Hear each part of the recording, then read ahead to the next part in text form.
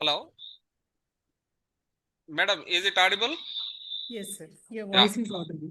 right. Of చేయండి mute చేసుకోండి మీరు సరిపోతుంది లేదు రాంబాబు సార్ Okay. ఇందులో మాట్లాడండి Okay. Sir, is my voice audible now? You please tell me. Yeah, yes, madam. Yeah, it's working. Fine. Okay.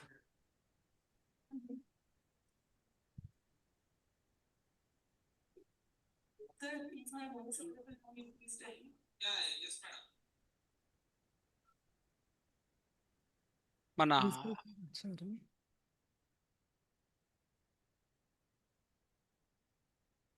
Sir, I need you here. Huh?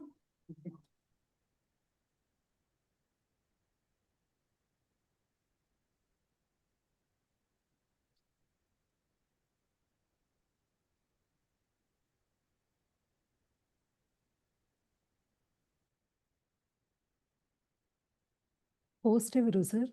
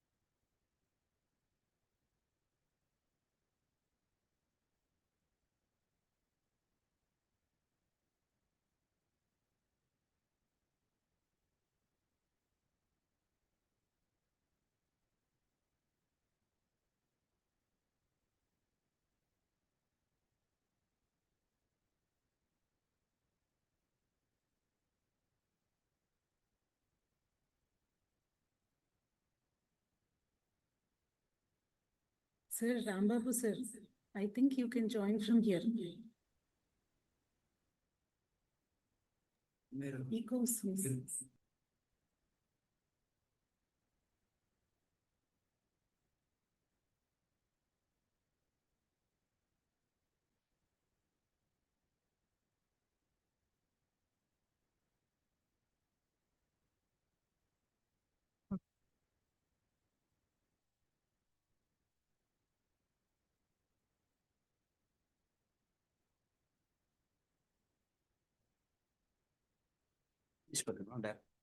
ठीक है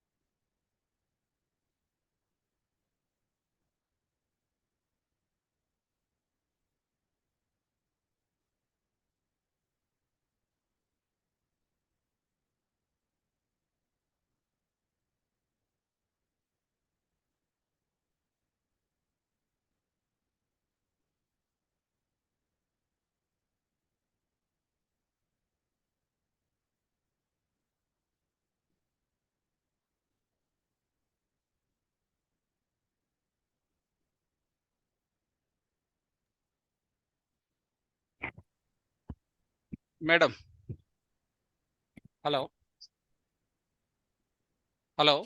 Sir, are you able to hear me? Yeah. Madam, what is the status? Status is it, really everything is ready right now. Hmm. And sir went to lunch. I'll update Yeah, you in 1 minute. that's what. Okay, right.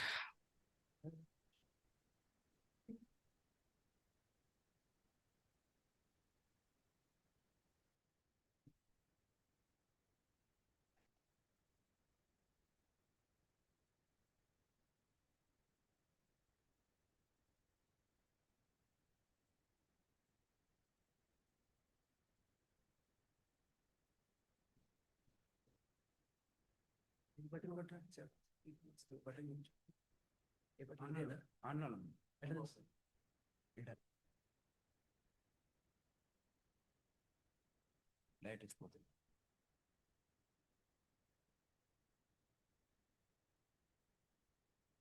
On అయింది.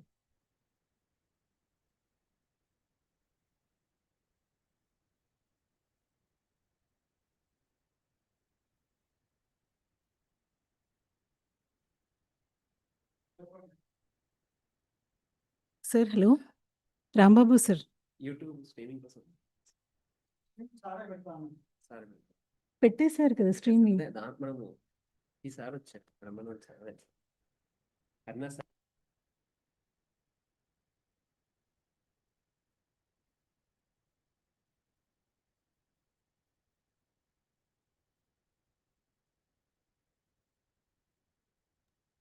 Madam.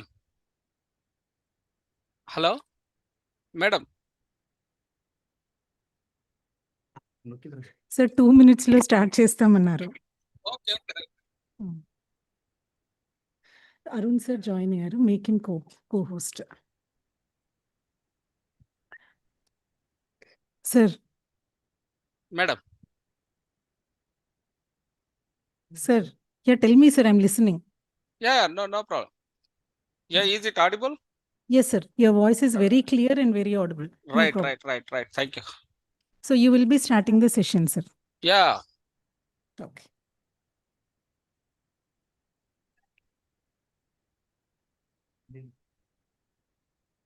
Mic.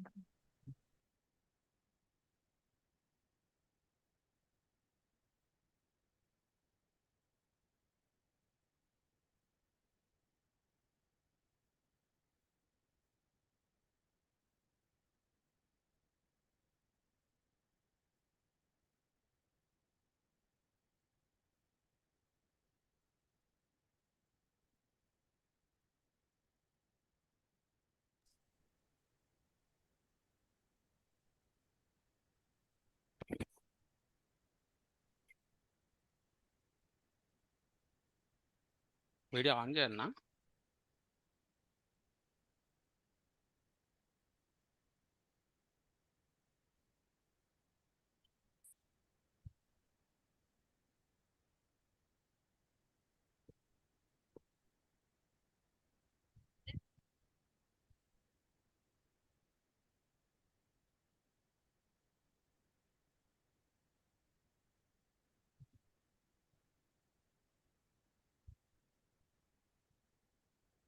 Sir, Rambabu, sir, you may start, sir. Yeah, right.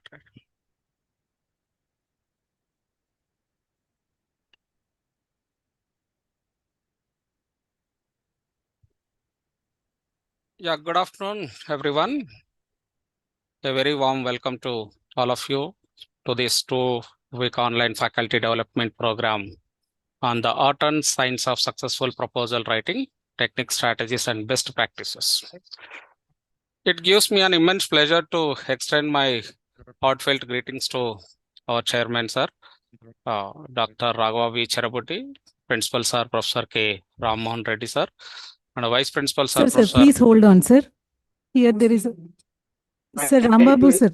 Yeah. For a moment, just please hold on, sir. There is an echo. We are checking it. Right. Sir.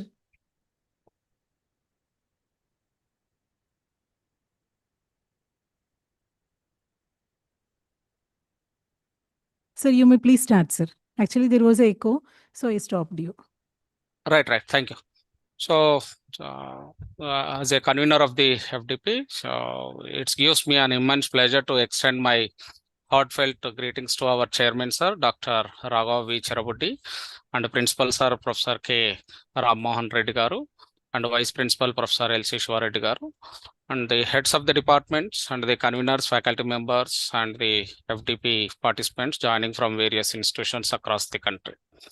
So this program is jointly organized by the Department of Computer Science and Engineering, Electronics and Communication Engineering, and Information Technology of CVR College of Engineering. So in today's era of research-driven education, so proposal writing has become a crucial skill for every academicians. So having a great research idea is just the beginning, but the communicating that idea effectively to funding agencies is what transform into a impact. At CVR College of Engineering, we believe that research excellence and innovations are the driving forces behind the institutional growth. So our faculty has been consistently contributing through the publications, patents, and funded projects from various agencies such as ISRO, AACT, and DST and DRDO. And this FDP has been designed to strengthen that culture of research and collaboration even further. I sincerely encourage you to make the most of these sessions and engage actively with our speakers, clarify your doubts, and apply these learnings to your research journey. By the end of this FDP, I hope you will not only gain the confidence in writing successful proposals, but also develop a deeper understanding of the strategic research planning, a skill that you will empower you throughout your academic journey. At this moment, I take the opportunity to thank our chairman for his constant encouragement and visionary leadership, our director, principal, vice principal, deans, and heads of the department, associate deans, and professors of their support, and our advisory committee members for their valuable feedback. Once again, I welcome you all to this FDP on behalf of the organizing committee. So let us begin this journey of the learning and collaboration with the great enthusiasm and curiosity. And I wish you all the sessions to be intellectual, stimulating, and highly fruitful. Thank you all. So now I request the principal, sir, please address the gathering, sir.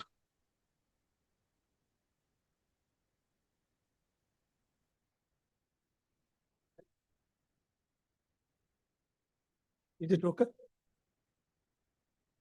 Yeah, yes, sir. You're audible. Sir, am I audible? Yeah, yes, sir. Good afternoon, everyone. Respected Chairman of CVR College of Engineering, Dr. Raghava V. Cherabuddi, renowned resource persons attending the online the FDP, Dr. Arun Y. Patil and Dr. V. Suma, my learned faculty members and participants attending online from different parts of the state. I extend my warm welcome to you all to this 2-week online faculty development program on the art and science of successful proposal writing, techniques, strategies, and best practices.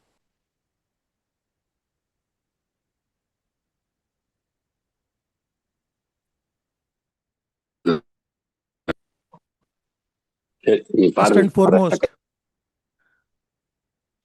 I thank our college chairman for encouraging us in organizing this 2-week online FDP, and all the renowned resource persons for accepting our invitation to be the resource person for this 2-week FDP program.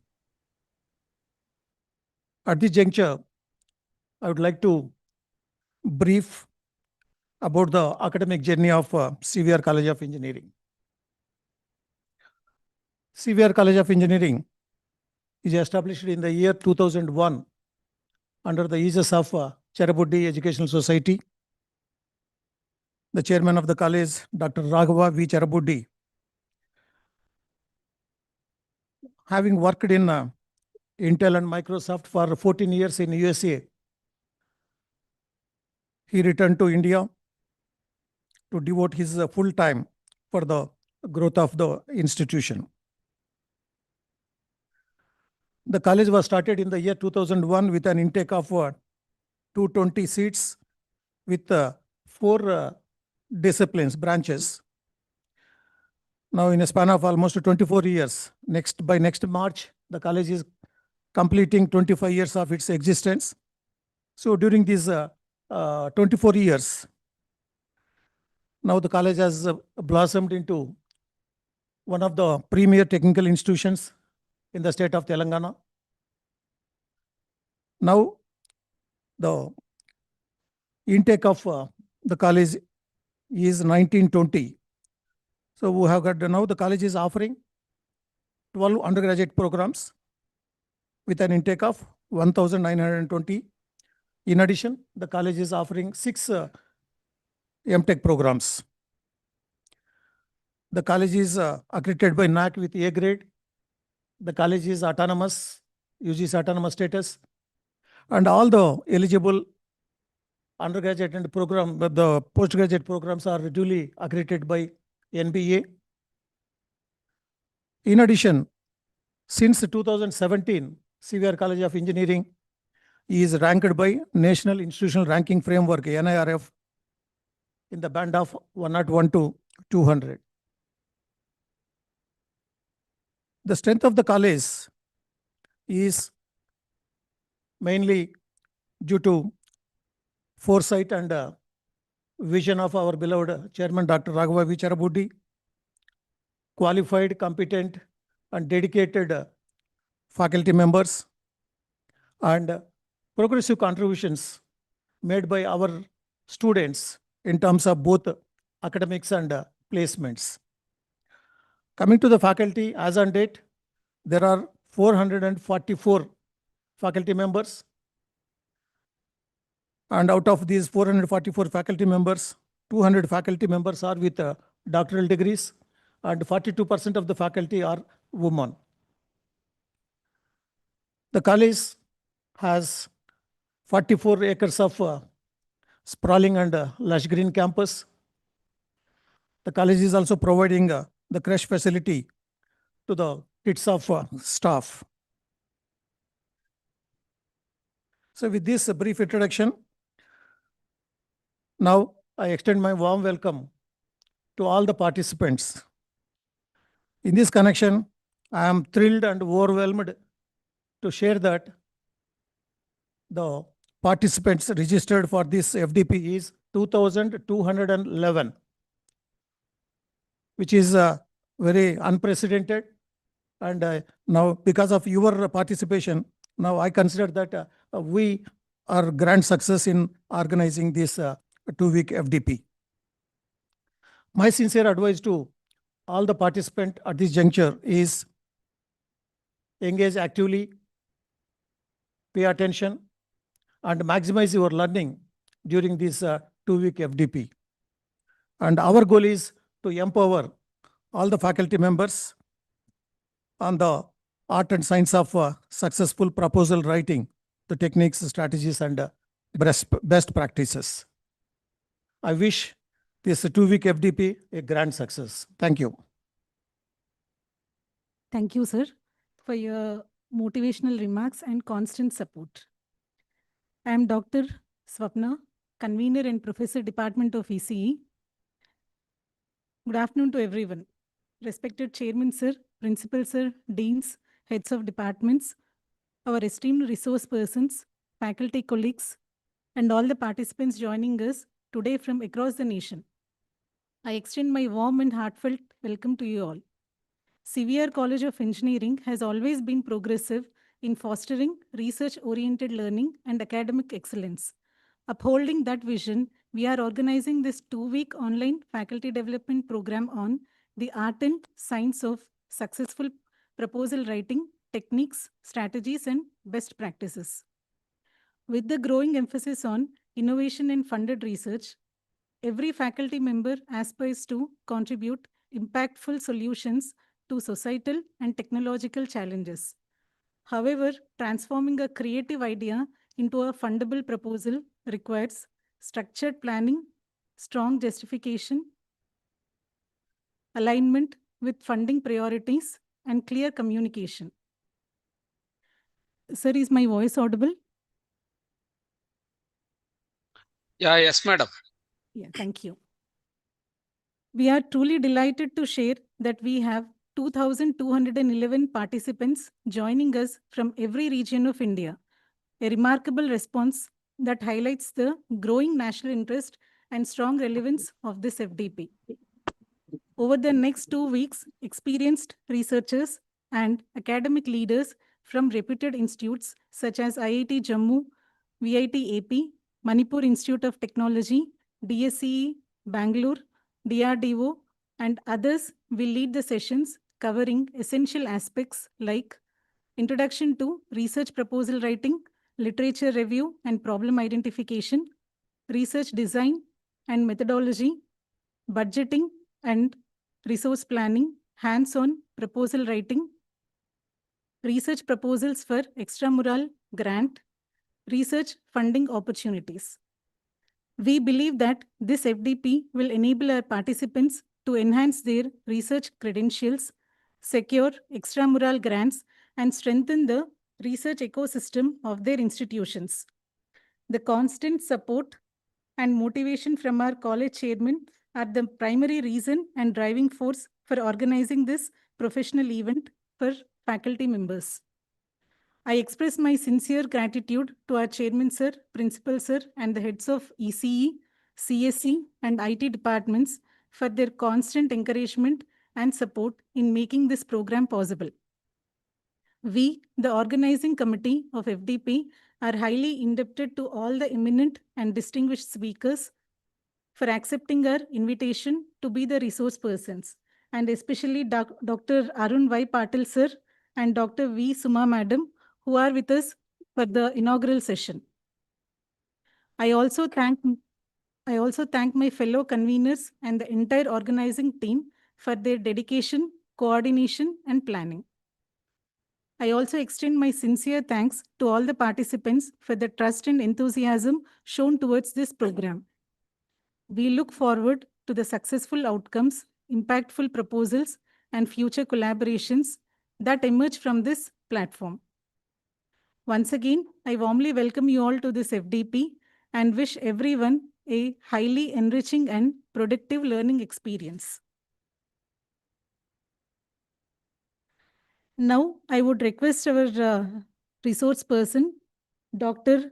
Arun Y. Patil sir, who is Assistant Director, Innovation and Incubation Coordinator, Bio-Inspired Design and Optimization Center, Associate Professor, Department of Mechanical and Industrial Engineering, Manipal Institute of Technology, Bangalore, to deliver his inaugural address. Sir, Yeah, it gives me an immense pleasure to be part of this 2 weeks faculty development program. At the outset, I would like to congratulate Dr. Swapna T. Madam for coordinating and convening this whole 2 weeks FDP. I also take this opportunity to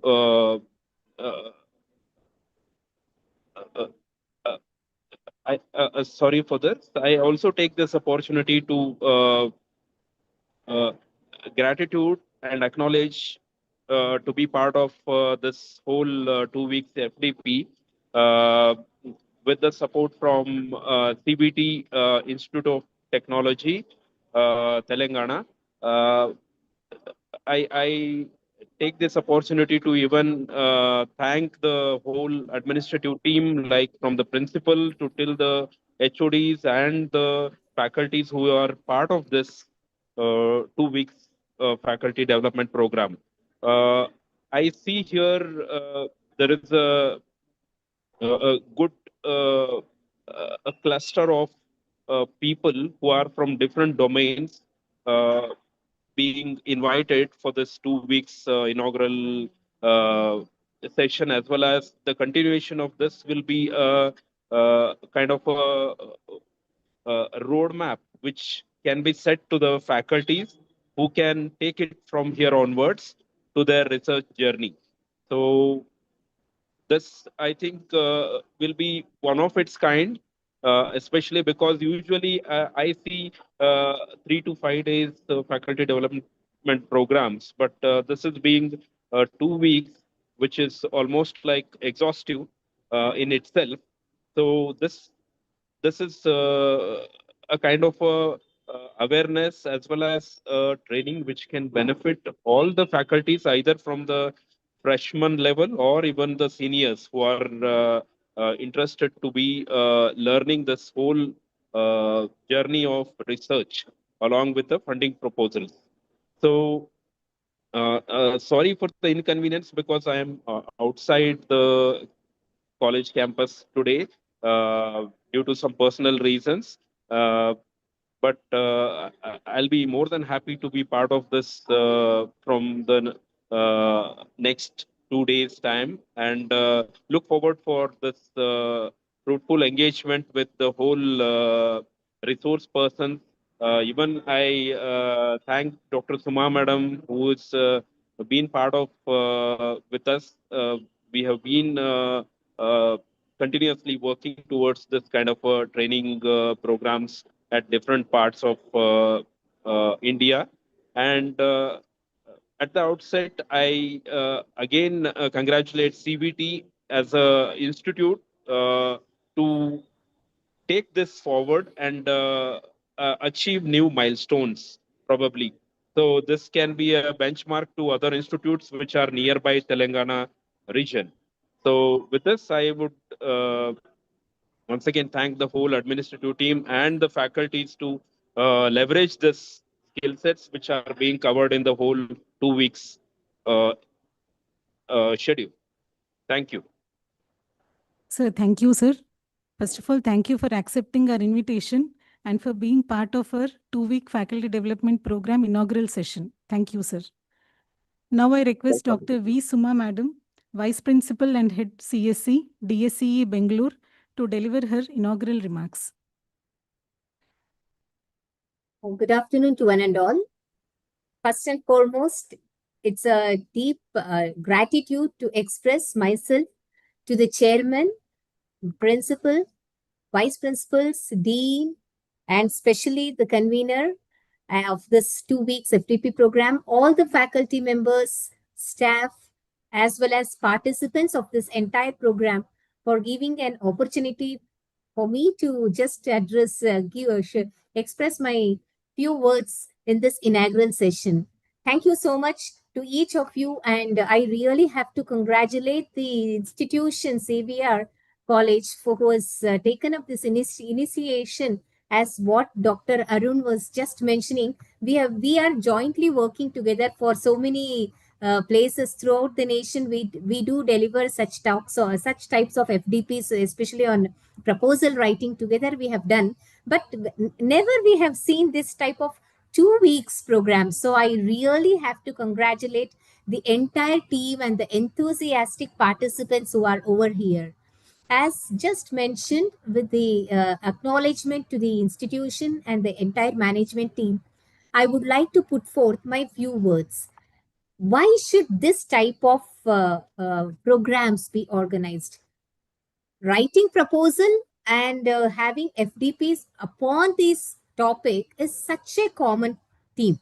This is not something very new. It is not something which is first time emerging out. Every nook and corner of the college, every department do organize these types of programs. But why? This is a clear indication that there is a dire need for these type of research proposal writing initiations, which is still amateur. Reason is, it's not easy to get funding. Whatever efforts we do, we write a number of proposals, we do budgeting, we do plan, we do come out with products and process, everything, but yet we don't have agencies who will pick up our proposals. If you just happen to go to any organization, funding organization, you can see the pile of proposals which are dumped. How on earth do our proposal get accepted? That's only because if we can attract the funding organizations with respect to what we write and what they require, both if they map, then only we have the bright opportunity that our proposal goes accepted. So here, I'm sure all the speakers, as Dr. Arun had just mentioned, as well as it was just also taken up by Madam Swapna, that we have a versatile type of speakers here, resource people, and it is spread across right from all IIT Jammu to Punjab, Bangalore, everywhere. I can see this is whole nationwide spread. It's an excellent identification of the resource people. So I should really congratulate the entire team and the department of ECE who is organizing this. So ultimately, what I want to specify is every topic is very meticulously handpicked. Let it be research proposal writing and introduction to the opportunities which are found. So this is well mapped, very well crafted. I'm sure this is going to provide every participant a travel light where they can see how their proposal will really hit the nail of the funding agency, because innovations is very much required, and principal addressed in his note that your institution, congratulations, that it's under the band of 101 to 200 NIRF. It's really incredible achievement. I'm sure you are always looking forward to see how you can go within the band of 100. Now that you are between 100 to 200, what exercises when done will you be inside the band of 100? This will be always something which will be lingering in the mind of every faculty member who is here, and every team member who is going to work for NIRF. I'm very sure about it. And innovations, research are the only points which are going to make this NIRF scores to be really identifiable and enhances our scoring bandwidth from some band to the better bands. This is possible only through research proposals. I know you have 5 marks for proposal writing and then proposal grants. You have 5 marks for the patents, but still it makes a lot of difference, because these types of activities, what is organized, enhances the perception, which is the last criteria of NIRF. And this perception is branding what you are doing, and all that, every step what is required to make you visible in the world of research and innovations is well taken care in this institution of CVR College. Thanks to each of you, and congratulations to everyone who is working towards reaching the focused vision of the chairman and the management. Thank you for giving me this opportunity, madam, and all the dignitaries over here. And thank you, Arun sir, for joining me again for this FTP program, and all the resource people. I'll be definitely curious to join every day. I would like to really witness every speaker's session. I will be there joining, unless there is some critical commitment. Anyway, I'll be there on Thursday 6th, wherein I would like to share the recent research opportunities which are available, scope of it, who can apply, eligibility criteria, all those points I would like to bring out to all of you by 6th of October, if I'm right, Swapna madam, Yes, as ma'am. per this Yes, ma'am. revised. Yeah, so I'll be there to join you people on Thursday. Thank you so much, and over to you, madam. Thank you. Thank you, ma'am. Thank you for your kind, valuable words and focusing on the importance of research. Now I would request our chairman, sir, Dr. Raghava V. Cherabuddi, for opening remarks. Can you hear me? Yeah, yes, sir. Okay, good. All right. Yeah, good afternoon, everybody. It's an immense pleasure to be here, especially after hearing, resource persons and the introductory message. I think there are probably, viewers from length and breadth of the country, and probably even a couple of them are outside the country. It's an amazing feeling that we are talking to about 2,000 people. It's a first time opportunity for me. when they say art and science of successful proposal writing, I'll just share a small joke. When I finished my PhD 30 years ago, so I defended my PhD, and then my advisor says, Dr. Raghava, some of the sentences I don't understand. And it might be in your head, but I am your boss, but even then I don't understand certain sentences. What you do is go to an English teacher, or those who are doing MS, Master of or MA, Master of Arts in English, and pay them $30-40, get your whole PhD dissertation proofread. So then I found one lady who was doing a master's in English, and I think she found about 50 or 60 errors in my writing, and said, it's a great thing. I don't understand the science and technology, but whatever you convey has to be written and understood by a layman. And I think once I took her feedback and incorporated, it become very easy. So we think, like technologists, and, we are experts in our own field, technology wise. So how do you communicate your thoughts and your expertise into, certain language in a particular, a script or the proposal? And, like Suma madam said, somebody sits in some corner and evaluates a proposal. The moment he doesn't understand couple of sentences, that's it. He'll probably put that aside and take the next proposal.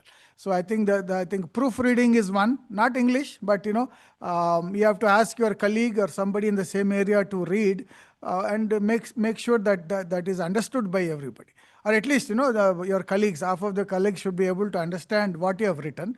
So some other person, expert sitting in Delhi or some other place, reads that and accepts. And make the suggested modifications. So having said that, I think this is a great opportunity for people getting together, and really, really grateful to the resource persons. So thanks a lot for sharing your time. And it's a 2-week proposal, but this is actually a 2-week FDP, but it's really good because it is just 1.5 hour every day and not packed into 2 days where you get tired. So I think you get to do your daily stuff, and then spend 1.5 hour good time every day for the next 2 weeks. I think you can learn a lot. We think we are experts, but there are much more expertise outside. So you can learn a lot technology wise, and also how to write proposals, and how to make a business plan, how to fund. You ask for certain money, so what is the plan of using that money, and how do you map that money back to your proposal? So all these things play a vital role when somebody evaluates the proposal and takes it forward. So with that, I thank the organizers. I once more thank all the resource persons who are spending their valuable time to share their best skills, best known methods, and how to write proposals. So thanks one and all. Thank you, sir. Thank you for taking out time and being part of our inaugural session. Next, the session would follow. So as per the schedule shared in the group, from 2 to 3:30, we have Dr. Gaurav Ashok Baduri, Assistant Professor, Chemical Engineering, IIT Jammu, from IIT Jammu, would be delivering a lecture on Introduction to Research Proposal Writing, Importance, Funding Agencies, and Opportunities. Over to you, sir. Ramesh, sir. Yeah, Over madam. to Ramesh, sir. Ramesh, sir would be reading out brief introduction about the speaker, and the session would start. Thank you, madam. Good afternoon, all. I am B. Ramesh, Senior Assistant Professor, EC Department, CVR College of Engineering. With all your permission, I would like to introduce today's resource person, Dr. Gaurav Ashok Baduri, sir. Sir, we are honored to have you with us today, sir. Please join me. Sir, Dr. Gaurav Baduri, sir, has a Bachelor of Engineering from Pune University, India, and PhD from Newcastle University, UK. He has worked extensively in the area of nanomaterial fabrication, characterization, and its application in solving environmental and energy-related problems.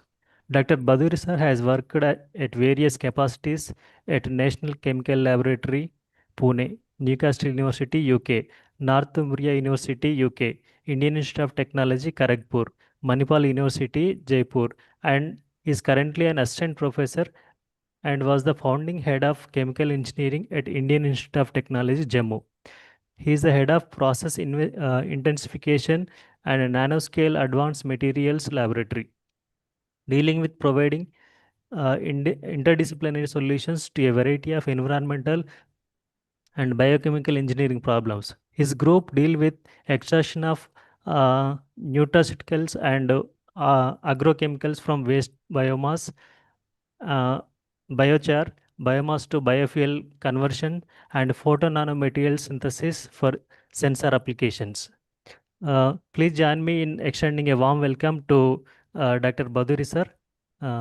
Sir, I request you to take over the session, sir. Right. Good afternoon. Am I audible? Yes, sir, audible, sir. All right. Thank you so much. And is my voice loud enough? Yes, sir, yes. Okay. Sir, I think Uh, voice is little bit lower, sir. One sec. Let me just Yes, sir. things will have to clear from there.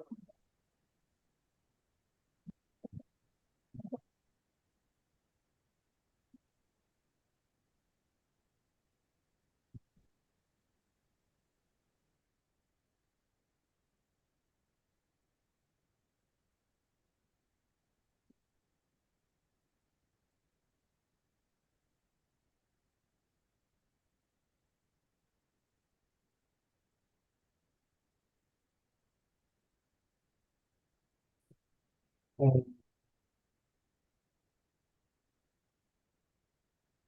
Is it okay now? Yes, sir. Right. Ramesh, sir, please confirm. Yes, sir. Yes, madam. All right. Thank you so much. The chairman, principal, and convener from CRB College of Engineering. Thank you so much for inviting me. Let me just try. I think I need permission to share my screen.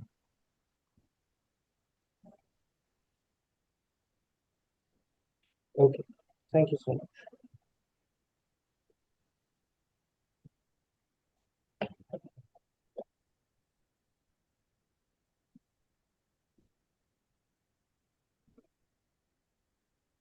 Right. Is the presentation visible? Visible, sir. All right. Thank you for giving me the opportunity to be a part of this event. And thank you for the kind introduction. The topic that I'll be dealing with is Sir, very sorry to interrupt. Sir, little Okay. your voice is low, sir. Please. Uh, Thank you. all right.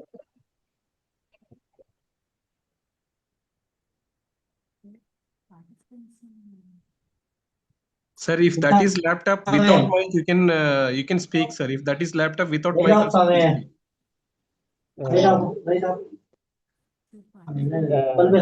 One sec. Let me just. Let me just. One minute.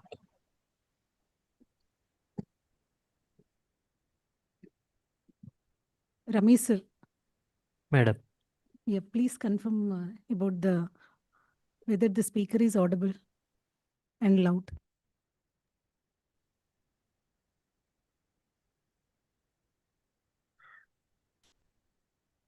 Sir, you please start, sir, so that we can assess the audio quality.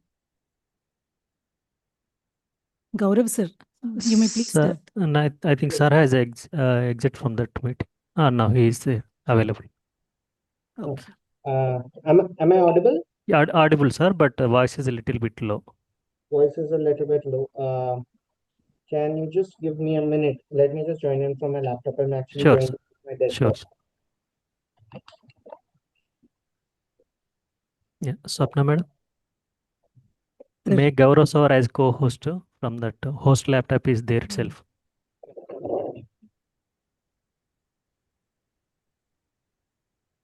Yes, sir, we are doing.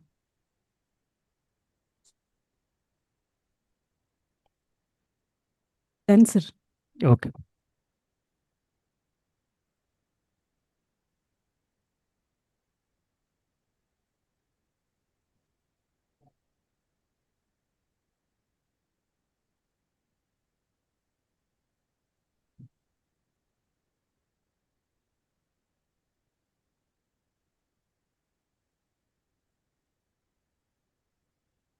Sir, I'll be joining from my room. Ramesh, sir. Okay, madam.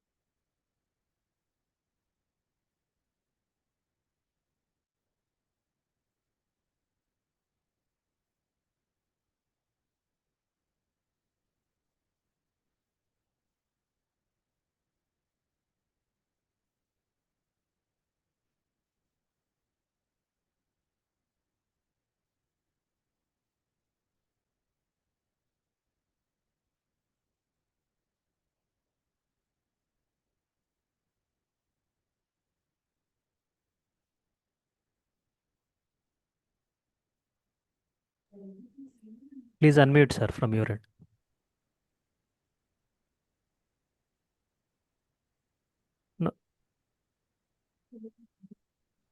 You are in mute, sir. Please unmute from your.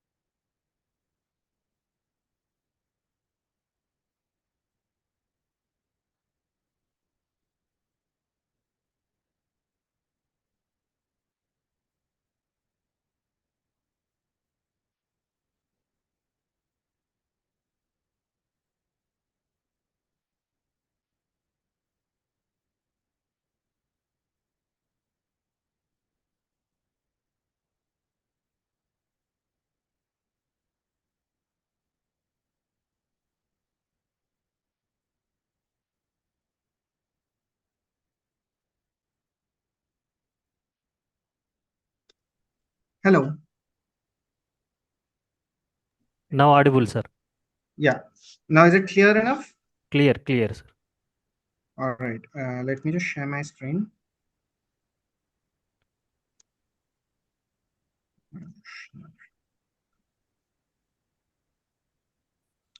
Is the presentation visible?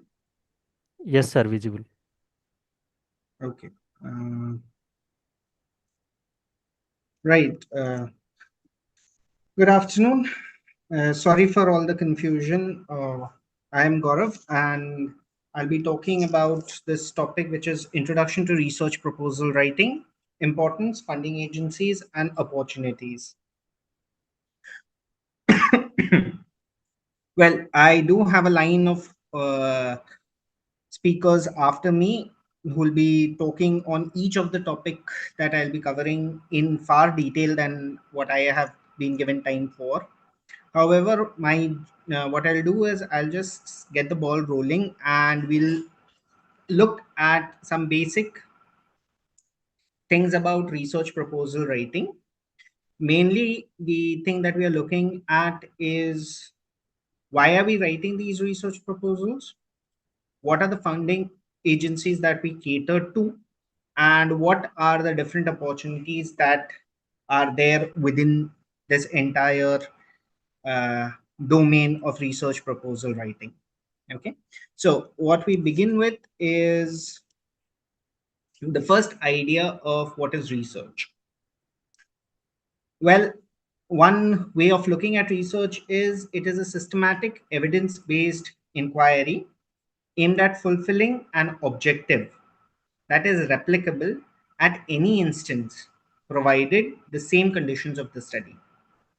Now, what are we looking at? We are looking at research as something that is systematic, which means we have some line of thought that we are following while we are doing research. Okay.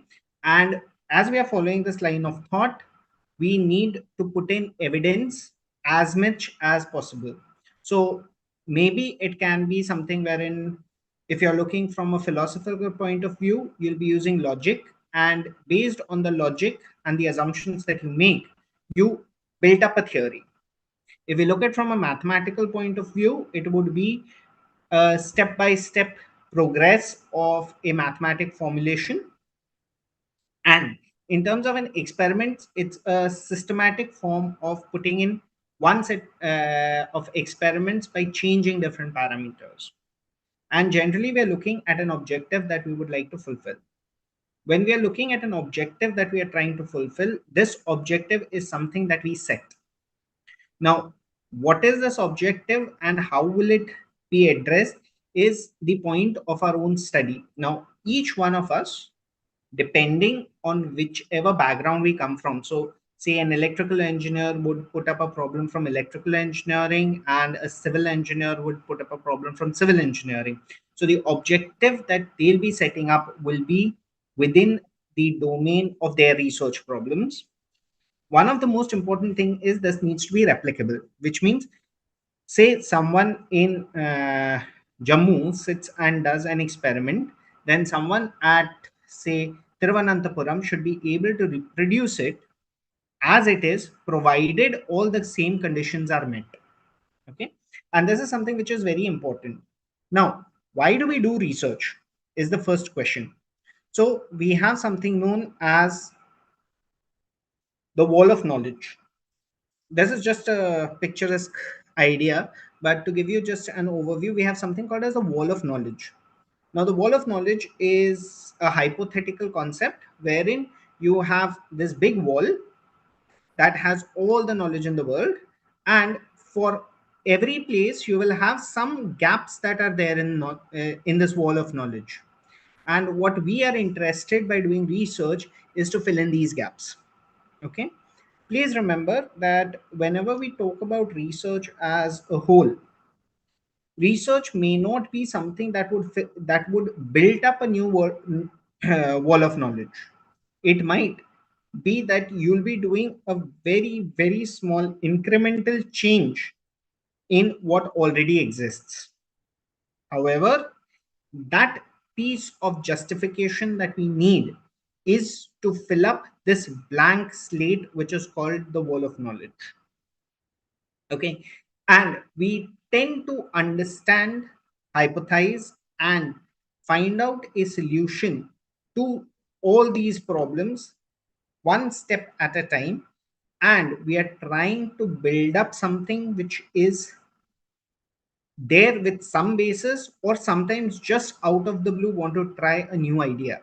Okay, so these are few things which research actually provides.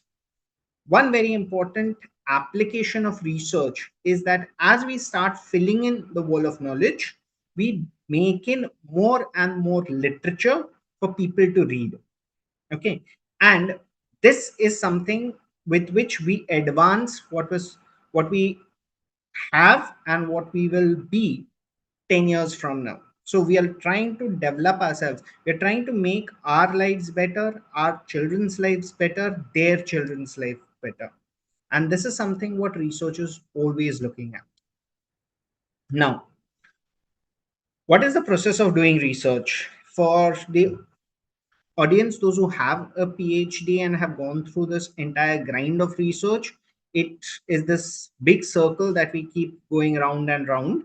Now, while you are doing research as say as an apprentice or as a PhD student, you'll generally be working with people, and not every part of this entire circle is applicable to you. However, when you leave the bounds of your doctoral institute and you set up for a career yourself, you're going to land up with this entire circle of doing research. So where do we begin? We begin with identifying a problem. So we begin at this point. So we identify a problem. Now, when we identify a problem, we would like to read the length and breadth of that topic. Once we read the length and breadth of that topic, we have a very good idea of what is going on and what needs to be done further in order to solve a critical issue. Let's take, for example, if we are looking at the problem of world hunger. Not everybody can do some kind of research to end world hunger. It is not something that is one person job. However, there will be a part of it that you'll be interested in. Say within this problem of world hunger, you are interested in identifying some bits and pieces of crops that can give you a better yield. In which, say, you're taking one such crop, which is rice. For example, we are taking rice.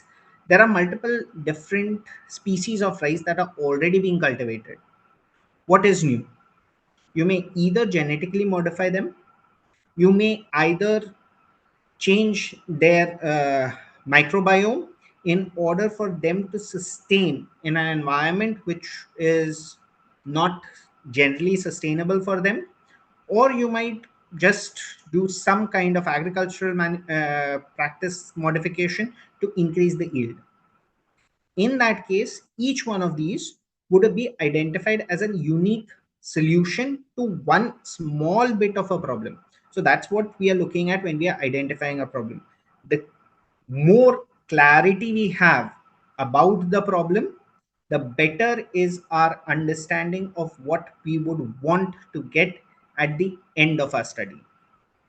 Once we have done this, we articulate it and get some research funding. Which is, I take my problem, I nicely make a write-up for it, go to some funding agency and ask them for some research funds.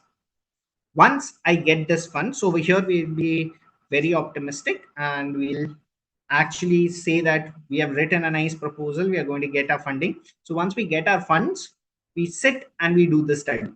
That means whatever hypothesis that we have made before writing this research proposal, we take that hypothesis and we do a systematic investigation of that topic. Based on our results, we convert it into either a manuscript that you might publish in a peer-reviewed journal, or we might convert it into a conference presentation and present it in a group of expert delegational conferences. Another option is convert it into a report, and this is generally done by a lot of the NGO organizations or some kind of social welfare scheme that the ministries bring up. So we can convert it also into a report. And it need not be that it would be only from the social sciences that you're looking at reports. It may also be from the physical or engineering sciences that might land up having reports. Medical councils can have reports. So it is not just disseminating results in the form of research papers. That is one thing that which we call as open literature. We can have a lot of closed literature as well. We can have reports. We can have internal reports, which is required to do some kind of research within an organization, mainly say something like TERI or NERI would do, which they would do an internal review and then bring out a report which can actually help the environmental protection agencies or the ministry to come up with policy frameworks. So that is another thing. Then you go to conferences and you disseminate your results. Not only that, if you find that your results are worth making money, we convert them into patents and then use them to generate revenue. So patenting itself is a form of dissemination of results. Once we have done the study, we have got our results, we realize that our study was not flawless and there are some loopholes which are there. So this entire process up till here, up till you write up the results, is what forms the part of the wall of knowledge. Once you have understood this, you will find that all the information that you have has some of the other limitations. Those limitations, once dealt with in detail, would give you identification for new problems. And this is a very idealistic approach. There's a very idealistic approach to this entire business of doing research, of which we are interested in one single small part is to get research funding. Okay. And before we delve into getting research funding, there are a few traits that we want to have. These are skill sets that we should try and aspire to have in order for us to be able to write something which is very attractive and which actually meets the requirement of various different funding agencies or the entire political scenario, the global political scenario, or the environmental scenario. So one has to keep an eye on what is there that one has to be able to get research funding for. Now, the skill sets that we need is first an aptitude for doing research. Please remember, research is not a 9 to 5 job. As many of you all would be academicians and you all are, say, working in a college from 9 to 5, it might be while teaching in class, there is a student who comes up with a question that has bugged you with a lot of sleepless nights. That's one of the major things that happens while you do research. If there are, say, PhD students, there might be a lot of sleepless nights that you will spend trying to figure out what went wrong or what can I do to improve my results, what can I do to make my entire hypothesis work. So that entire aptitude is something which is important. The second thing is a motivation to accept failure. Please remember that a negative result is also a result. Please do not stop working when things start going, downhill. Get up, dust yourself, and come and start working on it with a new approach. Also, something which is very common today is that people burn out very easily. And this is something that if you have senior faculty members or senior professors with whom you'll talk, they'll say that you'll burn out very easily. But the other thing is we are in a far more competitive domain as compared to the seniors that we have. So it is always good to get up and dust yourself and start over again. Look at the problem from a new perspective. And it is always necessary to take a small break. Again, very big emphasis on small, because every one of us would be running on a timeline. And generally, whenever you are trying to do research, and when you look at this thing of research funding grants, they come with a strict timeline. And as the timeline changes, things start changing. So you have to be able to dust and motivate your dust and start over again and have a motivation. Please remember that for most cases, a research problem is not a 9 to 5 job. It would be somewhere you'll be having a lot of sleepless nights. It will also be sometimes where you don't have a lot of work, but it is always something that you will be pressurized, mainly in terms of your brain, that will have to come and start looking at it again and again and again. And one prerequisite that most funding agencies require is to have what we call as a doctorate of philosophy or a PhD. Now, please, it is very important to take care that whenever you're trying to identify some funding agency, to look at the eligibility criteria that they have.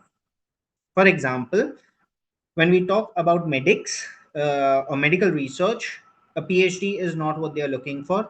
Even an MD or a doctor, a master's in medicine can also work in terms of not having just a PhD. Even they can do. Some of the CSIR labs have some mandates wherein you can actually be a master's graduate who can actually apply and get some funding to do some research. So it is very important that one realizes that. Also, the 2 degrees, the postgraduate degrees, mainly the master's and the doctorate, are prerequisites in majority cases when we are looking for research funding. Now, moving ahead, let's talk about research funding. There are a lot of different types of research funding available. and there are a lot of different sources from which we can get these research funding. The most easiest and a very small amount is called as a seed fund or a seed funding. Now, depending on your parent institute, it might be something that your parent institute might provide you. For starting off some research, it can be for some minimal things that can be there, mainly in terms of consumables, that you can start working and developing your own research journey as an independent researcher. Now, research funding is generally available to make you independent. That means till you finish a PhD, you'll be working with someone who'd be called your supervisor or your mentor, or who'll be hand holding you through your entire research journey. But once you have finished your PhD, you start off doing things on your own. Maybe at the postdoctoral level, where you will have some support from your own funding, or it might be that you might work with a professor or some other academician towards getting more experience. But generally, seed funding is to get you started with your own independent research journey. Following seed funding, you have something called as project funding. Now, project fundings may be a short-term project or a long-term project. It can be something wherein a due time of 6 months to over 5 years.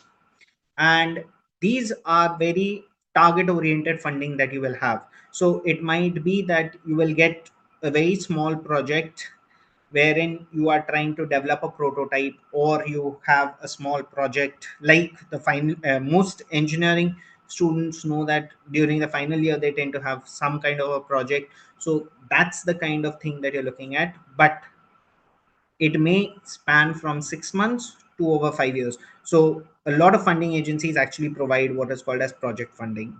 Okay. Then you have corporate funding. Corporate funding is generally more of a source based thing, but you get industry involved, and corporate funding is generally taken for applied research and not basic research. So when you're looking at advancement of basic research, seed funding and projects fundings are what are mostly available. However, if you want to take an idea, scale it up and make a company out of it, we look at corporate type of funding. Now, it might be that this corporate funding is coming from corporates, and we'll be looking at that in some due course of time. Additionally, it might be something that the government supports with the help of corporates. Okay. In corporate funding, the major aim is transition from lab to field. Okay. When I say field, it means to the market. Okay. So we are looking from the transition that we would have of a small prototype from the laboratory scale, wherein you have this thing called as the technology readiness level, TRL. So you're looking at something from TRL 3, which is available in the lab, to TRL 8 or TRL 9, which can be used to put that product into the market. So that kind of translational work comes from corporate funding. Then you have center funding. Center fundings are generally they are run by ministries, or they are run by the government to set up centers. Okay. Also, you'll have a lot of philanthropists who will be spending a lot of money to set up is center of excellence. So if you walk into any of the different IITs, you'll find that there are center of excellences in different things. Okay. Even the ICERs have it. So you look at the ICERs, the IITs, the CSIR labs, some of the central universities, and even state universities, they generally have something called as Center of Excellence. In this case, it is a group-based funding, wherein you have a group of people together applying for funds to set up something, wherein you are having you're setting up a center of excellence, wherein it is a very focused and very narrow point of research that is there. Okay. Then you have fellowships, prizes, and awards as one of the type of funding that is available. So for people, those who are, sorry, for people those who are planning to finish off their PhD, there are a lot of different fellowship opportunities and that are there. One of them is if you're looking for postdoctoral fellowships, there is the Fulbright Fellowship, which gives you an opportunity to go to the US and work. You have the Cambridge Fellowships, you have the Tata Trust Fellowships, which help you take up a few of the work that you will do for your postdoctoral research. Other than that, you have the Inspire faculty fellowships, which are meant to make independent researchers in the country. Other than that, you have the Ramanujan and the Ramalingam fellowships, mainly for Indian nationals to return to the country and set up their own independent research career. So this is another very good avenue for getting money. Other than that, we do have other fellowships. These are generally for senior scientists. So one we have is the national professorship, which is awarded to an esteemed research person who has spent an entire career within research, for them to actually continue and stay in academia. So Professor CNR Rao is one such person who has a national professorship, which gives him funding as well as salary for continuing his research at JNCSR. Other than that, you have the JC Bose Fellowship, which is again a very coveted fellowship for the same. Okay. Now, these are the different types of funding. So what do we do with these fundings? So we need the funding generally to set up an infrastructure. So it might be that you're looking for seed project or center funding, wherein you're setting up an infrastructure. So it might be a very sophisticated piece of equipment. It might be the basic facility of your own lab, or it might be a shared laboratory that most colleges might be having, wherein you're sharing equipment within 2 or 3 faculty members. So setting up that basic infrastructure is something what you do with these fundings, mainly seed project and center fundings.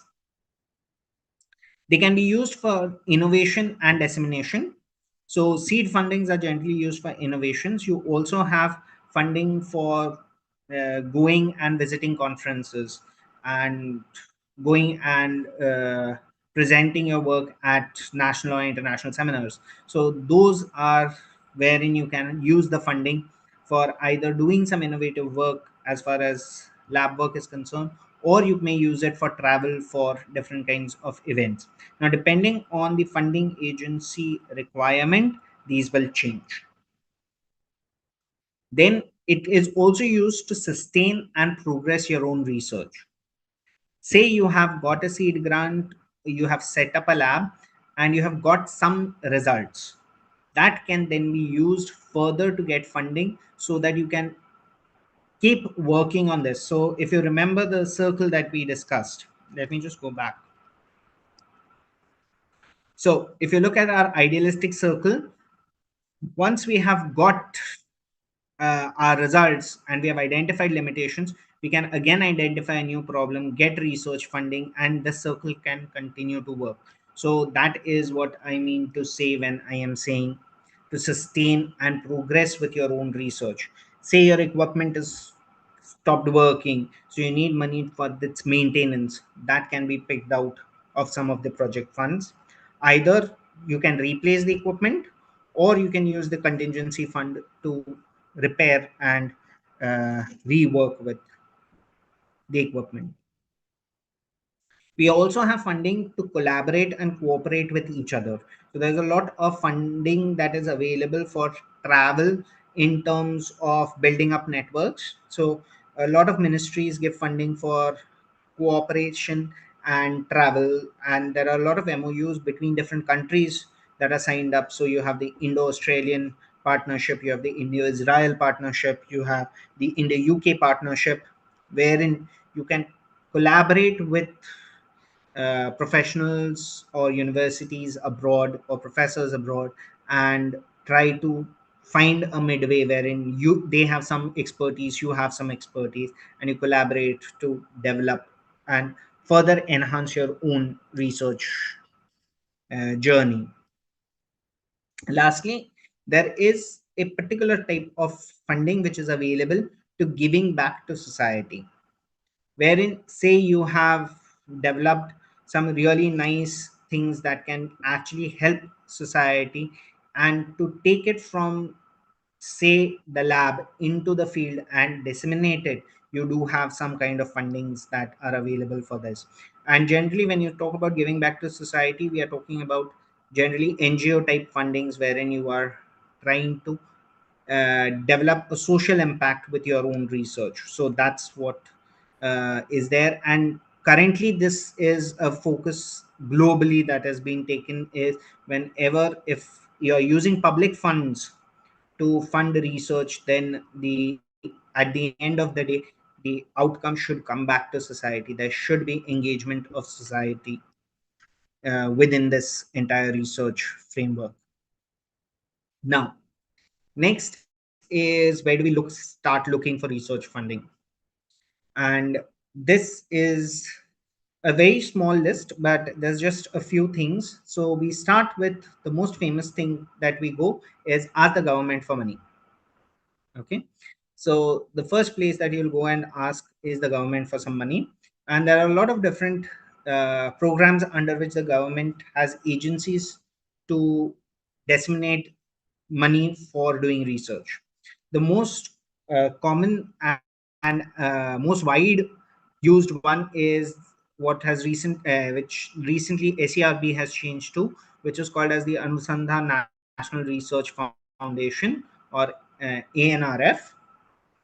And their mandate is to actually come up and provide funding for a lot of research in the entire domain of science and technology. So what we call as STEM.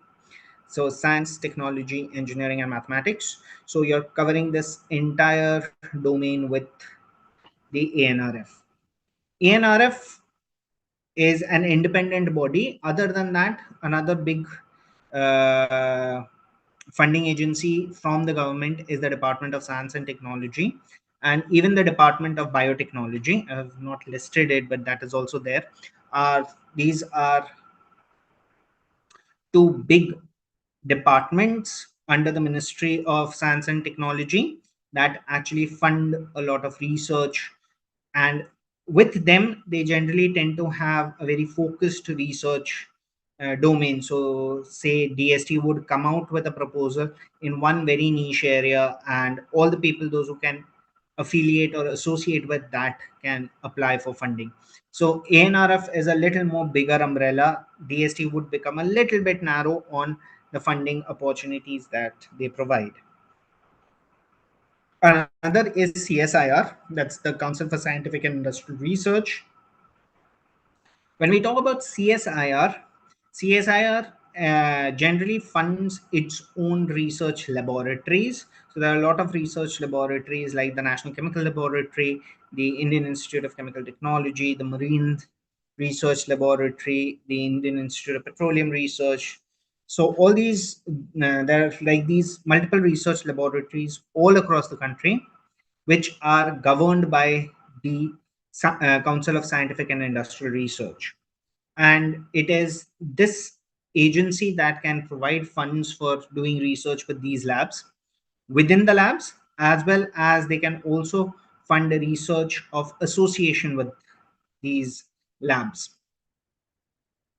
Then looking at a very small area, which is the social sciences. So you have the Indian Council of Social Science Research, ICSSR, that provides funding for social scientists to carry out research. So it can be research on economics, history, geography, politics, policy, and so on. So these kinds of research funding generally come from ICSSR.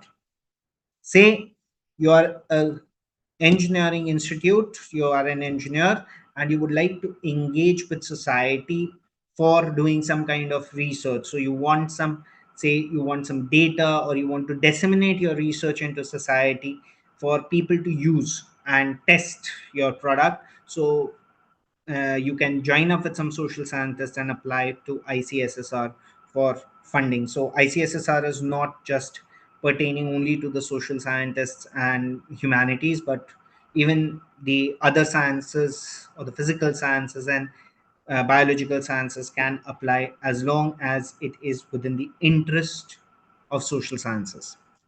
Then you have the medical science research. So the Indian Council for Medical Research comes in. Anything to do with medicines, pharmaceuticals, medical, biomedical, all these things go under ICMR. ICMR and DBT have collaborative, comes up with a lot of proposals, and DBT, that's the Department of Biotechnology, has a few things which are overlap with ICMR research. So one can actually look at both of them. Then you have DRDO. DRDO and ISRO, which is the Indian Space Research Organization and Defense Research and Development Organization, they are very restrictive research funding agencies that the government has. Now, these actually would be focusing on funding their own organizations, but they do have a lot of collaborative work that happens. So generally you can collaborate with these kinds of organizations and come in. Then you have DAE, that's the Department of Atomic Energy, and the Department of Atomic Energy is super focused only on nuclear research. So you will get BRNS as one of its research funding branches, which can get money only for research pertaining to nuclear field. However, the DAE and the UGC have a consortium. So if people would like, they can actually go to this consortium and do a lot of chemical or physical analysis of their samples. So just search for DAE UGC consortium and you'll get, and in this you generally get associated with one of the scientists there, and they can help you out by doing analysis. Now, these are mainstream funding agencies that I've discussed. Now, let me go to some things that most people do not know.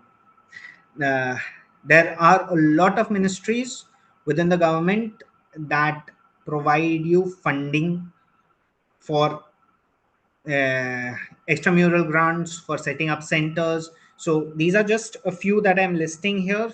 You can check up with your own discipline, and you'll find that there is a lot of opportunities with the ministries as well.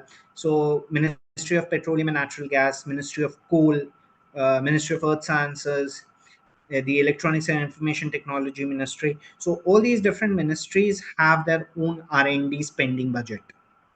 Okay, and majority of the time these spending budgets go unnoticed because there is not much awareness among people to actually go and identify which ministry and what funding agency you can look for getting funding. Okay, so this is something that one can actually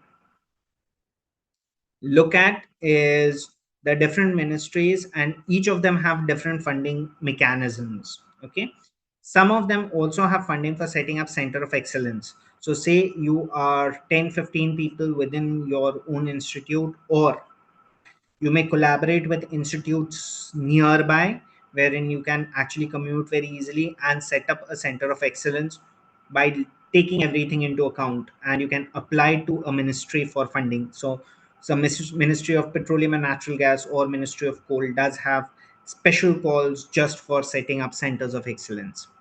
You may also collaborate with the IITs, the NITs, the ICERs, and IISc Bangalore in order to set up, be a part of a center of excellence. So if you remember from my previous slides, when I spoke about centers being one of the funding methods, so that kind of funding generally comes from these government ministries. So please have a look at the different ministry web pages, and they'll give you a lot of information under their grant in aid. So generally there'll be either R&D grants or grant in aid. These are the terminologies generally used by the ministries for the different kinds of funding mechanisms that they have. Then you have corporate funding, mainly classified under two. The public sector companies as well as the private sector do have funds to give out. Okay. Now, with both of them, this is very, very restrictive and very, very selective. So generally they have a specific area that they would like to focus, where they would like to develop their own business. That is where corporate funding comes in. These are corporates, something like, say, Reliance Industries or Hindustan Petroleum or something like that. These kinds of companies also do fund a lot of research. Now let's look at a little bit of details of this corporate funding. So what are the limits of this? So corporate fundings can come in terms of what is called CSR, corporate social responsibility, and they can be both. Either can be in cash or they can be in kind. Let me give you an example. Say you would like to work with a product which is very expensive to buy as a small institute or a small college that you are where you work with. You may find out a company that imports this product and ask them to give you a small sample for you to carry out your own research. In that case, most of the times the companies try to evaluate this if it is not a big burden for them, or if it is something that they develop as a waste and you're going to utilize it. They are very happy to help you out with it, and wherein they can provide you with free samples so that you can carry out your own research. So that is something what you have in kind. In cash, generally it happens is they might land up giving you small projects, so something which is linked in just below that. So you'll have, for cash, you can have these both of them as a part of cash. That can be there can be some small term projects. So it might be that a local manufacturing unit nearby is facing with a problem with their boiler, so they might outsource it as finally a project to BTech students, to local colleges, wherein a small funding can be given and some solution can be brought out to make their boilers a little more efficient. It might be that they're generating some kind of waste, and that may lead up to a small project which they can fund. I can give you some one example wherein in Pune there are restaurants which actually are known for dosas, and they have outsourced their issue of making and serving dosas, multiple dosas at a ease of time, to develop a machine to local colleges, where they've supported some part in kind and some part in cash in order to develop a prototype. And they have developed, and those college students have developed prototypes and given to these restaurants. So these kinds of things which are there come up as small projects. Other than that, there can be humongously big projects that corporates may be interested in. Say you have found out or made a small little material that can change the way we think about drug delivery, or say you have developed a small sensor that can work excellently in cars to avoid collision. Okay.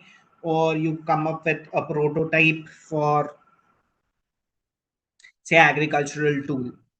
So in this case, you can apply for funding. This is generally a high risk funding that is there, and corporates pitch in some part of it, and majority of the risk is taken by the government. And you're talking about funding in a range of a few crores that you will be looking at when you're trying to get this kind of large corporate funds, okay, wherein say the company gives you 1 crore and the government would match 4 crores over it to develop or to, you know, transform a prototype or a small product from the lab to the field. Okay, so those kinds of projects also are there for corporate funding. Even some corporates do give you big projects provided you have a good track record of dealing with corporates. And please remember, whenever looking at corporate funding, it is not a very easy task to talk with corporates, because for them, unless and until you can provide them with a good business plan for your research, they are not that much interested.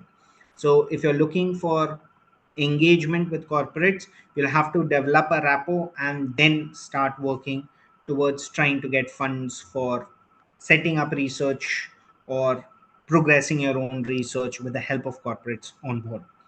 But this kind of funding is something that currently the government is advocating and promoting quite a lot. So something that engineering and applied science people can actually look at. Also, people from social sciences can look at it, because there's a lot of money that comes in the corporate social responsibility criteria, where engagement and rehabilitation and skill development of society is focused. So that is something that one can look at. Another small thing which most people do not actually know is some societies and professional bodies also give you funding. Please note, these aren't very lavish or grand funding that you'll get, but it is good for people to start off some kind of work that is there. One of this is the Institute of Engineers. There's just one example I've taken from a national society that is able to provide some basic funding to people in order for them to start working. So generally, they are classified under 3 categories: undergraduate, postgraduate, and and PhD or doctoral. And in this case, the applicant who's applying is a student who will be applying for this funding.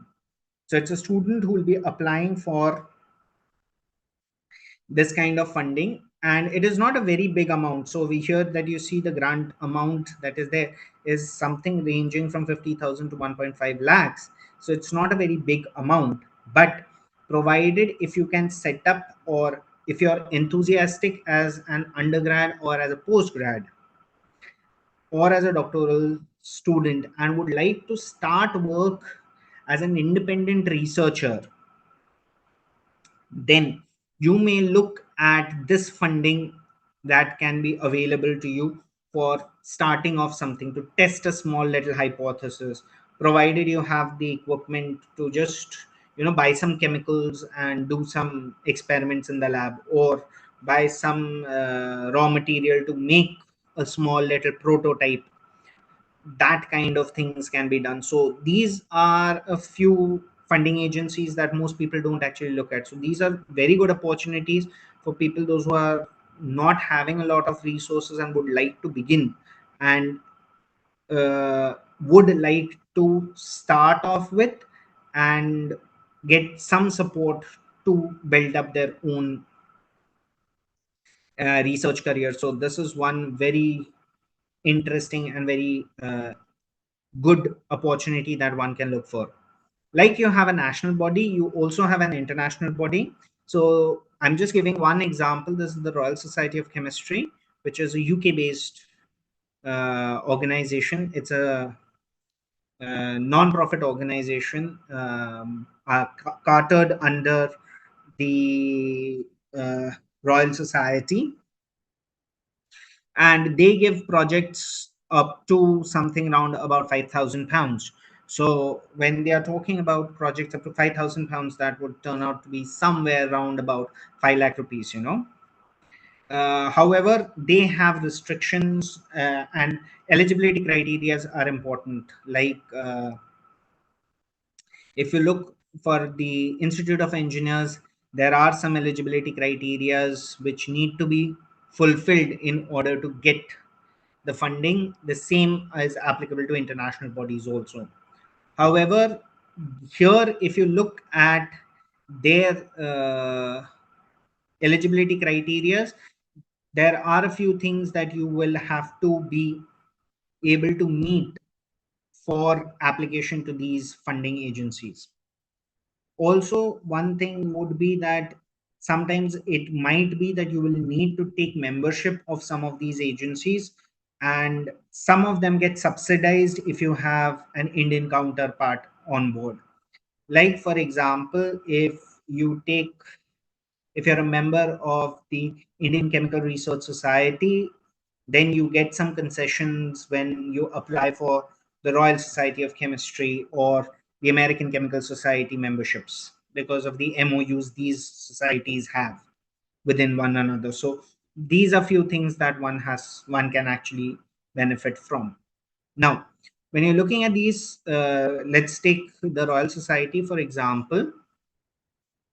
So the Royal Society, this is the eligibility criteria for the candidate who's applying. And please remember, if you look at their website, you'll find that they have particular areas also provided wherein they provide research. Okay. And one of their areas is societal engagement. So if you can develop something which actually has societal engagement, that would be really, really useful. Another thing is that they have limits on what can be bought and what cannot be bought. So the ones which you see on the right hand side, this one, these are things that you can actually get funding for. Okay. So they don't support funding for, say, studentships, or they don't support funding for travel, but for consumables or small equipment that are not very expensive, you know, you can buy off these grants. So these are some minimal things that one can actually do in order to get things in place. Okay. So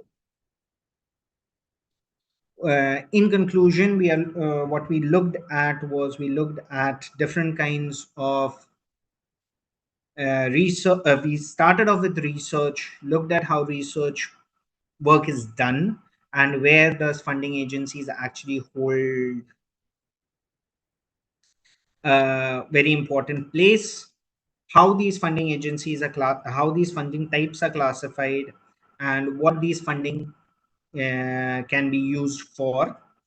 Additionally, the different kinds of funding agencies available with the government, with the public sector companies and the private sector companies we looked at. We also looked at the different kinds of societies and professional bodies that would actually provide you with some kind of, you know, seed grant funding. So all these both of these would be something like seed grant funding to get your research work started off. And it's good to have a few memberships of different institutes on board, because it does help you get a little bit of small project funding that you may use for development of your own and the welfare for your own students, right? With that, I will end. I think so I have around about 20 minutes or so for question and answers. So I'd be happy to answer any questions. Thank you.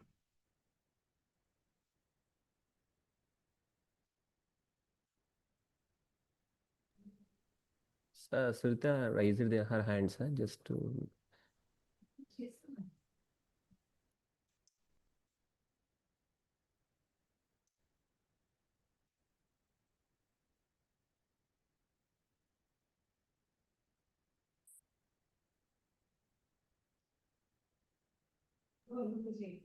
Participants, do you have any questions?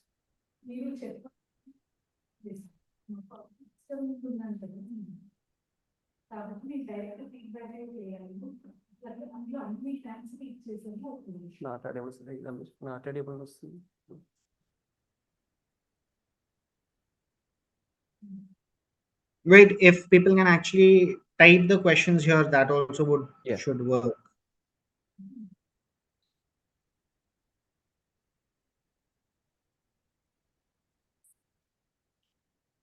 Sir, thank you, sir. Sir, is my voice audible? Yes. Your participants are requested to ask questions and get clarifications. It was a very elaborative lecture, sir, giving all the details of funding agencies and all. Thank you so much. Thank you so much. And, There was throughout the presentation, you maintained like you were never like you hurried up in your presentation. So right. Thank you so much. There was one question which was there: how effective a proposal should be written to get it selected. So generally, what happens? One second, sir. Your participants may be allowed. You can unmute them, sir. Yeah, participants, we are changing the options. You can unmute yourself and also ask the questions directly. So please go ahead, sir. Right. So Yes. the point. Yes, sir. Good afternoon, sir. Good afternoon. Sir, this is Dr. Pramod Kumar from Hyderabad Simar Engineering College. Right. Sir, actually, we are the autonomous colleges. If you write any proposal, generally, even the novelty of the work, they will give the proposal sanctions. Right. But of course, even though if you put some collaboration mechanisms only, we will get the acceptance from the DST schemes or SERB schemes or any other government schemes. What is the criteria they are following to select the proposal, and how to make the proposal should be in a novel mechanism? Okay. Fine. I got your question. So I think so. I mean, they are getting IIT or NIT people only. They are getting frequently they are getting fundings, even though they will write with some little bit of novel work also. But if you put a lot of efforts, we are making one project proposal. Even if we apply in some autonomous college or affiliated colleges, they are not getting proposal granting from the government of any schemes. Any reason behind how to make the proposal in effective manner? Right. So there are a few things that the funding agencies or the reviewers look at. Okay. The first thing would be, and there is a session on this, I think so tomorrow, day after tomorrow, is a thorough background check on the topic that you are proposing. What happens is many a times the funding agencies don't give us a lot of time for writing a proposal, so we are trying to cover up a lot of ground. So the first thing that would be a tight background check that would be there, that you would need to do. Okay. Second is to very clearly identify the novelty of your work. What is it that makes you different? A. And B, another thing is that have a very good methodology section with which you can say that these are what I would like, these are my deliverables, and these are the way we can actually achieve these deliverables. So say if you are talking about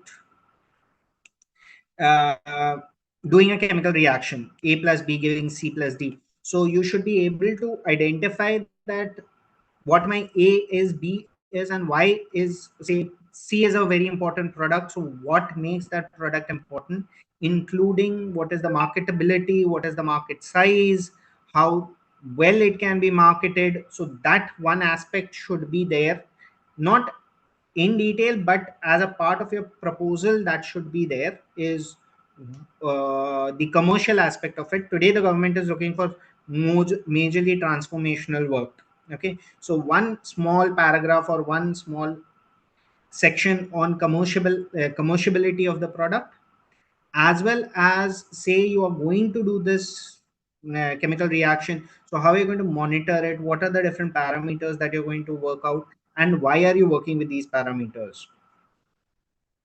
Also remember that it is not that every time it would be that, you know, the funding agencies would give institutes like the IITs funds. Many a times that happens that we also don't get funds.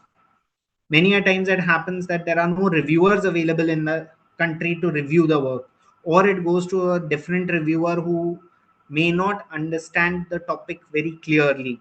So on the mechanism of getting evaluation, there are a few loopholes which are there. Currently the funding agencies try to do their best to look at it on an unbiased way. So but these are few things which are important which they are looking at. Additionally, if you have some benchmark data or some preliminary results which are available, that would also help your proposal quite a bit. So say there's something, please remember they are not looking for something wherein you're extending your own work. So say something you did in your PhD or something you're did in your masters and you would like to extend that work, that most people are not very happy to fund.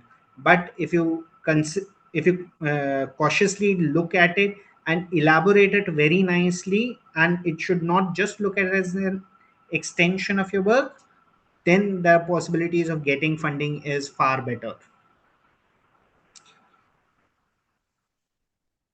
Hope I was able to answer some of the questions. Yes, sir. Right. Other participants?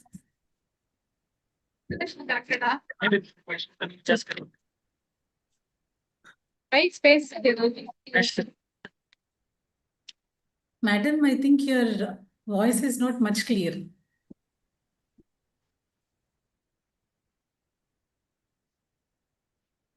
Hello. Sir, good afternoon, sir. Yes.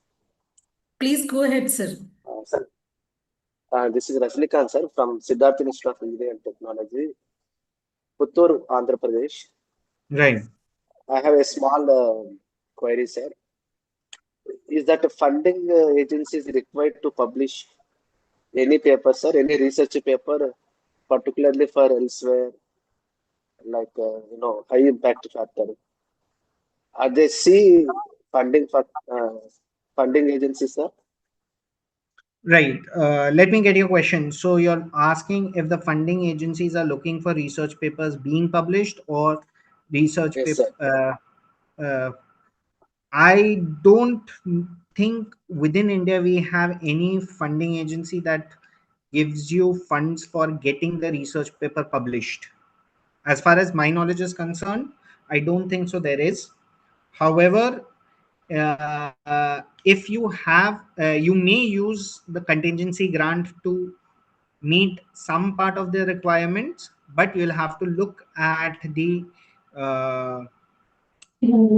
guidelines which the funding agency would provide. Okay, sir. Recently, I got rejected some papers. Right. So I got it just now, sir. So generally it would be, the guidelines of the use of the contingency grant would be there. Okay. Yes, Dr. Priya.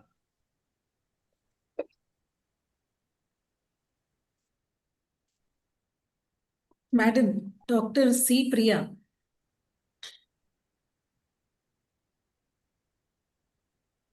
Yeah, any other participants? Is any criteria, sir, every research problem able to get turned to funding, sir? Is any criteria we get funding? Right. It depends on the funding agency. So, Sir,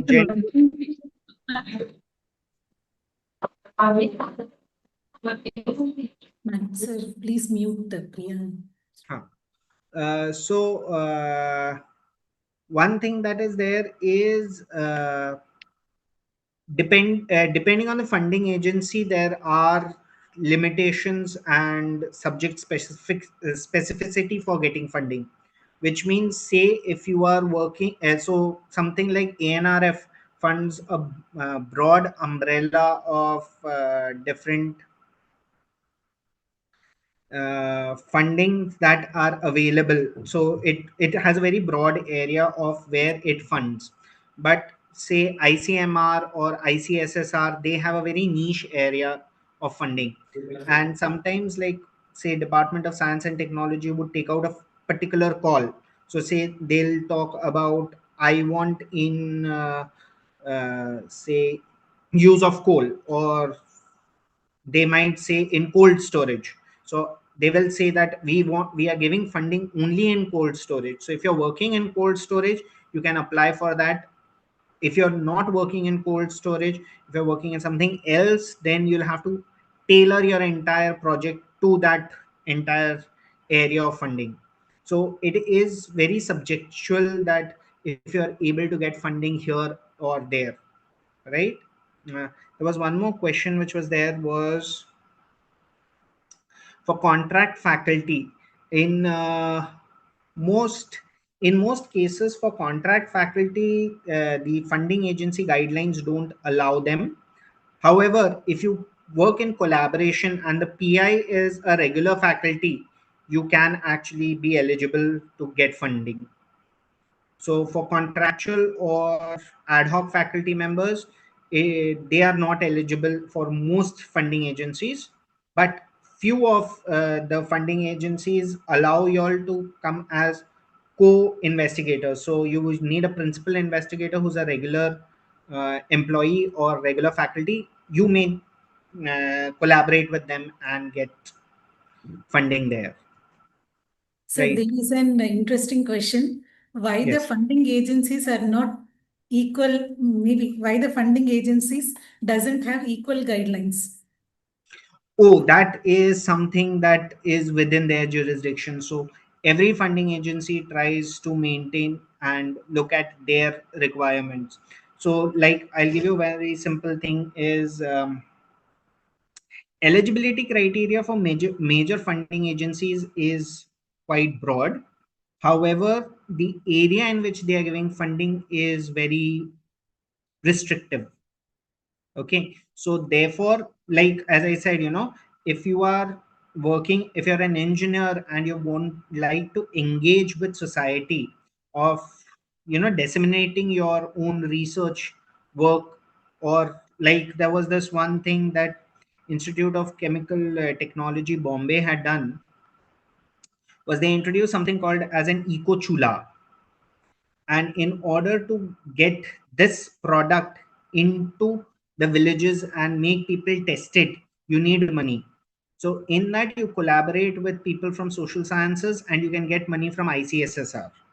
Though the major project is from an engineering institute, but in order to make it applicable to society and disseminate that technology to society, you can use ICSSR as a funding agency to help you disseminate this. ICSSR gives funding for this. And in that case, you work with a social scientist. So if you are a regular faculty, you may apply as a principal investigator, or you may work as a co-investigator with someone from social sciences as principal investigator. But for ICSSR, you will have to have sociology or society, or to say the social science based approach. So it has to involve that aspect. Need not that you have to be a social scientist. I think so. There is a hand raised by Dr. Suma V. Yeah, thank you so much, sir. It was really good. I was listening to the entire session. There was a question raised by one of the participants regarding the publications and funding.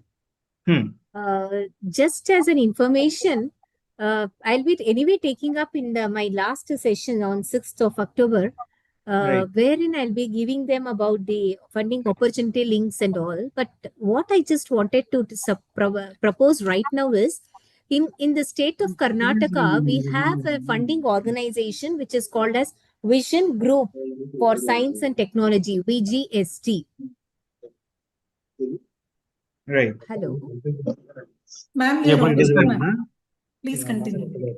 Madam, you're audible. So, yes, I was, yes. I was thinking if I can switch on my video, but it's okay, no problem. So this VGST will give a research award for publication, which is for an amount of 25,000 rupees. This is exclusively for contributions in the research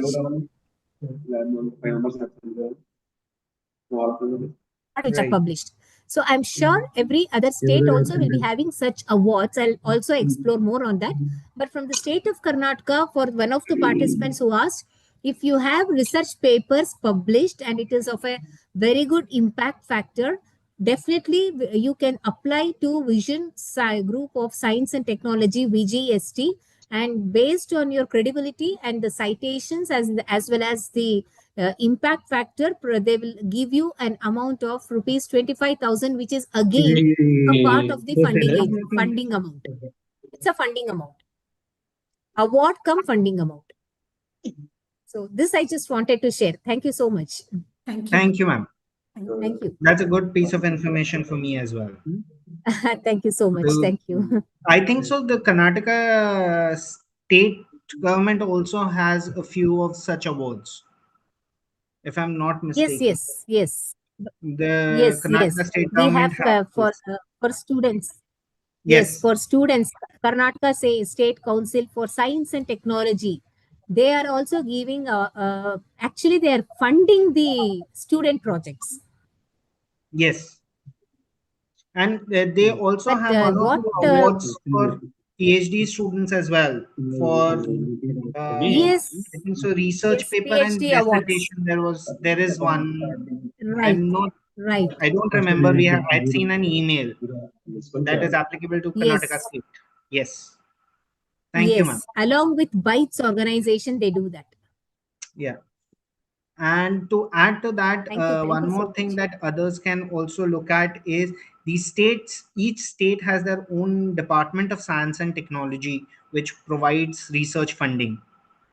You may apply to that also, and they are not very big amounts. So the ones which I had shown were generally for the central government, but the state governments also have their own research funding mechanism. It is more easy to get it from the state government than the central government because the pool reduces down. So say in the center, if you are competing with institutes all across the country, then within the state you'll be competing with institutes that are locally to the state. So that gives you a little bit better opportunity to get funding. So that is one thing that I actually missed adding over there, was the state governments also have a lot of funding opportunities to actually look at that as well. So thank you, sir. I think this is the first time where I'm seeing the speakers are more passionate. And I thank Madam for voluntarily coming into the session and clearing the doubts.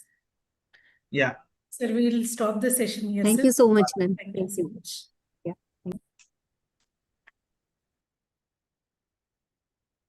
Sapna ma'am. Sir. Yeah, you were saying. Yeah, tell me, sir. You were saying, so do we end the session? Yes, sir. We are closing the session, sir. Thank you. Okay. Thank you so much. Yeah, I'll get back to you, sir. Thank you. All right. Thank you so much. Have a nice day, everybody.